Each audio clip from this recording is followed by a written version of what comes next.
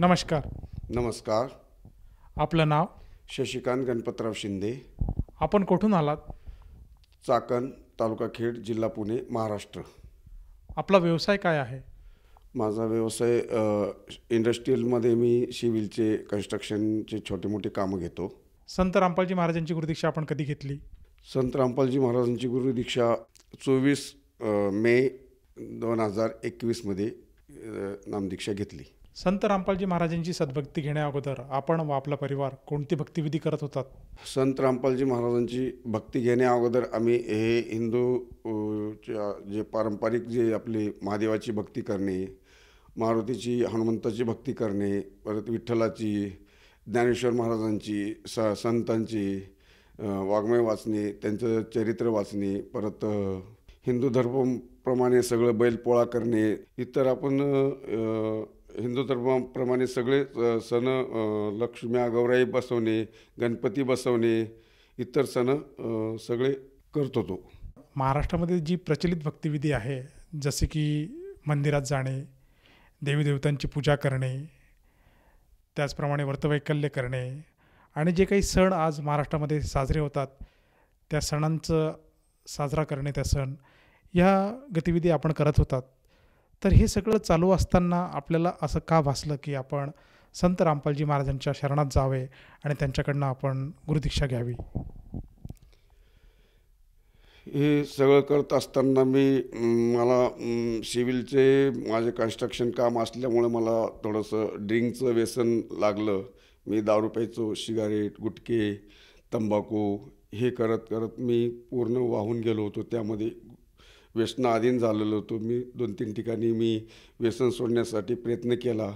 व्यसन काही सुटत नव्हतं.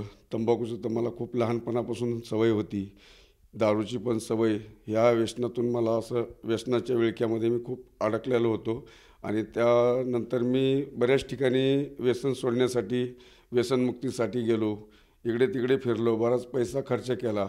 परत इथं पुण्यामध्ये डोंजे म्हणून आहे, त्या ठिकाणी पण मी व्यसनमुक्ती दारू सोडण्यासाठी 2-3 वेळेस जाऊन आलो, पण तिथं पण माझं काही व्यसन नाही सुटलं.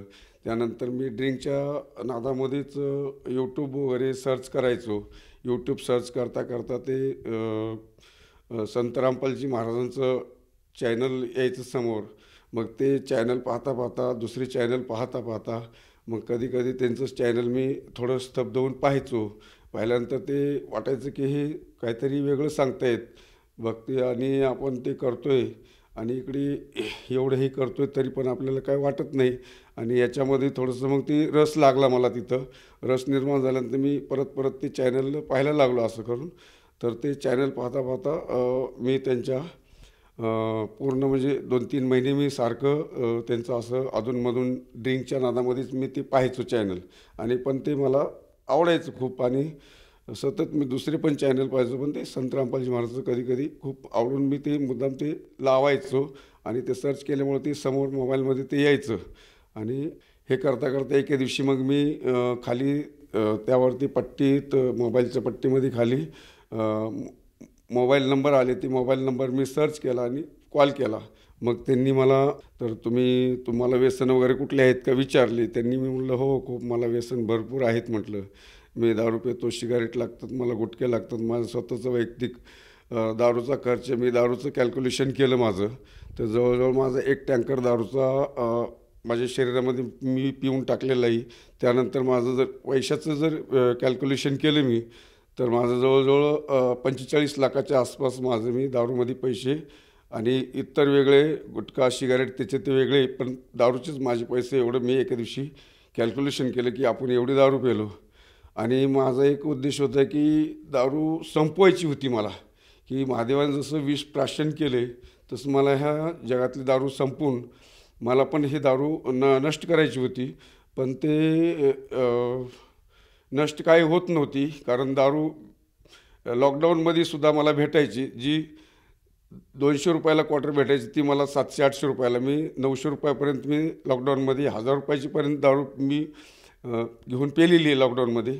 आणि त्यानंतर मग हे आपलं संत रामपालजी महाराजांचं यूट्यूब चॅनल पाहता पाहता मला त्यांचं ते खूप आवडलं आणि मग त्यामधूनच मी त्यांच्याकडे कॉल करून विचारणा केली. त्यानंतर मला त्यांनी सांगितलं की तुम्ही 1 महिना अगोदर दारू बंद करावी लागेल, तर तुम्हाला यांची म्हणजे तुम्हाला संत रामपालजी महाराजांची दीक्षा मिळू शकेल, अन्यथा तशी भेटणार नाही.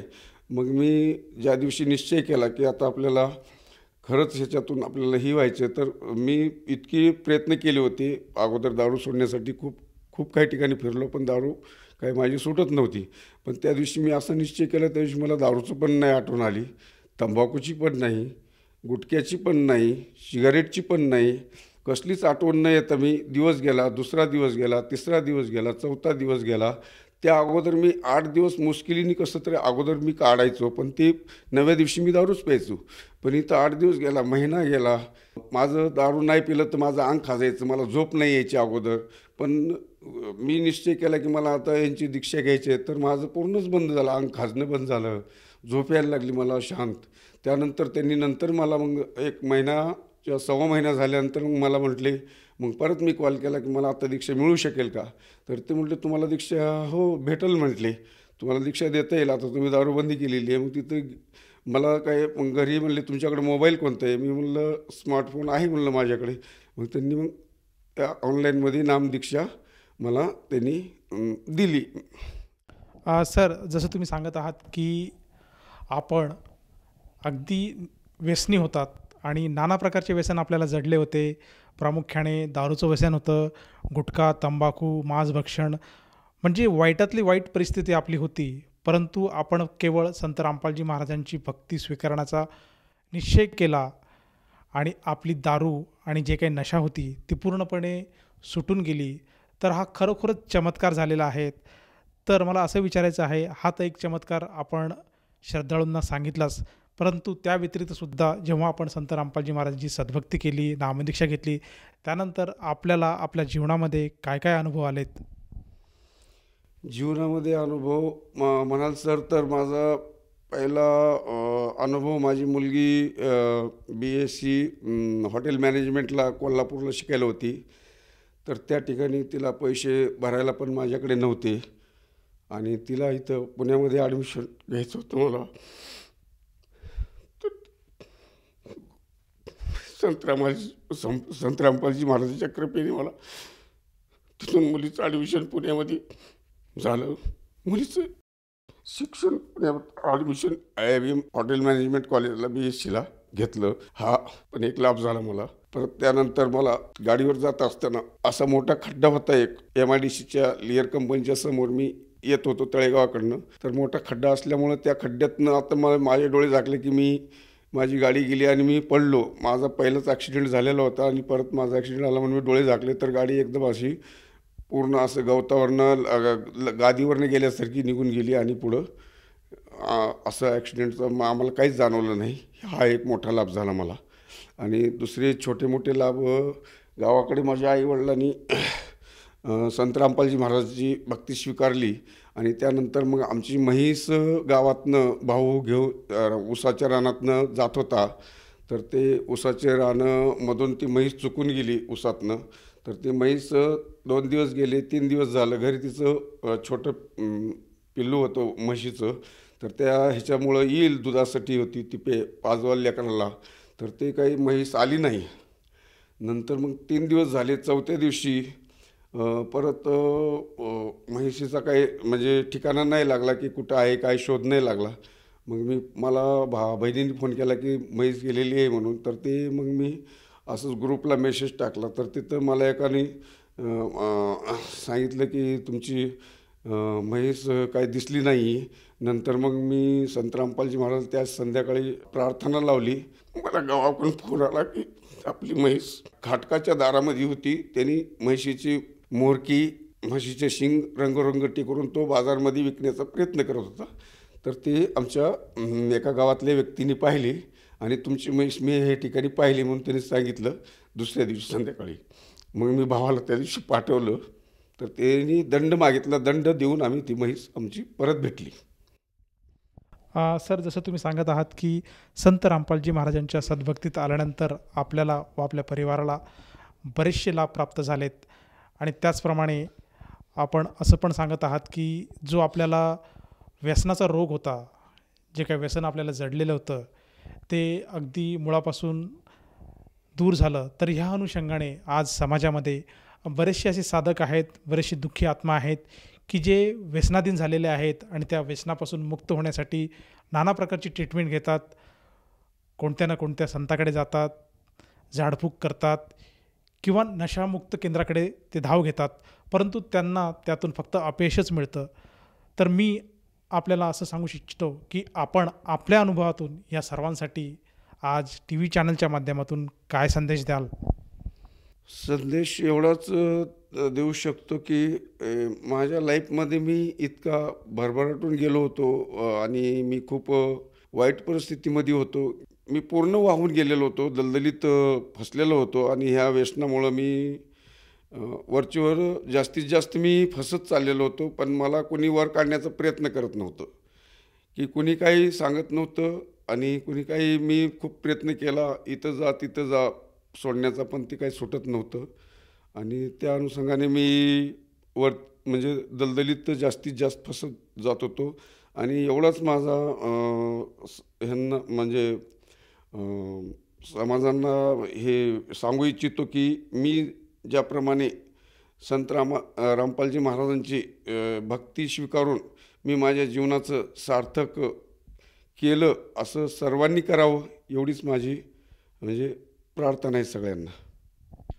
सर, जसं तुम्ही सांगत आहात की आज भक्त समाजाला जर कुठल्या प्रकारची अडचण आहे किंवा कुठलं व्यसन जडलेलं आहे तर त्यांनी संत रामपालजी महाराजांची सद्भक्ती स्वीकारल्यानंतर निश्चितच त्यापासून त्यांची सुटका होऊ शकते. ही जर खात्री आज आपल्या इंटरव्ह्यूमधून एखाद्याला जाणवत असेल तर ती व्यक्ती किंवा तो साधक संत रामपालजी महाराजांची नामदीक्षा कशी घेऊ शकेल? ती व्यक्ती संत रामपालजी महाराजांची नामदीक्षा घेण्यासाठी मोबाईलला, यूट्यूबला किंवा टी व्हीच्या खाली एक पट्टी चालते, त्या पट्टीवरती नंबर्स येतात. त्या नंबर्सवरती कॉन्टॅक्ट करून संत रामपालजी महाराजांची नामदीक्षा घेऊ शकतात. सर, प्रामुख्याने मला असं विचारायचं आहे की व्यसनमुक्तीसाठी आपण बराचसा खर्च केला, वेगवेगळ्या साधू संतांकडे गेले, नशामुक्ती केंद्राकडे गेले, तर त्यावेळेस आपण बराचसा खर्च मोजला. तर संत रामपालजी महाराजांची नामदीक्षा घेण्यासाठी आणि त्यातून जी आपली नशा आहे ती मुक्त करण्यासाठी आपल्याला किंवा अन्य कोणी साधकाला त्या भक्तिविधी स्वीकारण्यासाठी किती पैसे मोजावे लागतात? सर, हा प्रश्न खूप सुंदर विचारला तुम्ही. कारण भक्ती स्वीकारण्यासाठी एकही रुपया द्यावा लागत नाही. 0 पैशात आपल्याला सगळं भक्ती देतात आणि त्यांचा प्रसाद आणि परत त्यांचं भक्तिबोधांचं पुस्तक, हे सगळ्या गोष्टी सामग्री आहे ती पूर्ण आपल्याला फ्री देतात. एकही रुपया कसल्याच प्रकारचा द्यावा लागत नाही. धन्यवाद. नमस्कार. संपूर्ण विश्वामध्ये 500 पेक्षा जास्त नामदीक्षा केंद्र आहेत जिथे निशुल्क नामदीक्षा दिली जाते. निशुल्क नामदीक्षा प्राप्त करण्यासाठी आणि अधिक माहितीसाठी संपर्क करा 7030303951 7030303952. अद्वितीय आध्यात्मिक ज्ञान वाचण्यासाठी, पाहण्यासाठी आणि ऐकण्यासाठी संत रामपालजी महाराज ॲप अवश्य डाउनलोड करा किंवा आमची वेबसाईट www.jagatgururampalji.org वर विजिट करा. आम्हाला सोशल मीडियावर फॉलो करा. सर्व पवित्र धर्मांच्या पवित्र शास्त्रांवर आधारित प्रमाणित अनमोल पुस्तक ज्ञानगंगा किंवा जगण्याचा मार्ग यापैकी कोणतेही एक पुस्तक निशुल्क मागवण्यासाठी आपण आम्हाला आपले पूर्ण नाव, पूर्ण पत्ता, पिनकोड आणि फोन नंबरसह लिहून 7030303951 किंवा 7030303952 या नंबरवर SMS करू शकता किंवा 7030303950 या नंबरवर व्हॉट्सअप देखील करू शकता.